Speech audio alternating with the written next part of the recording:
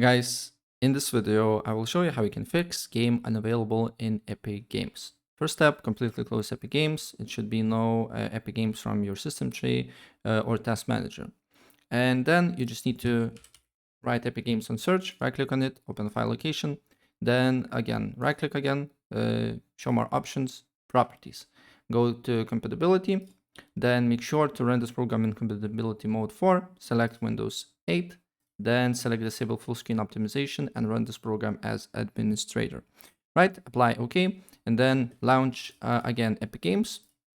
Then what you need to do here is to press on your profile icon or on the profile first letter here on the top right. Then what you need to do here is to go to settings and then scroll down until you see edit vault cache location. Press on it and then reset. What it does, simply it will reset your or clear your download cache, right? And after that, your problem should be fixed and your game should be available for you, right? So yeah, that's pretty much it.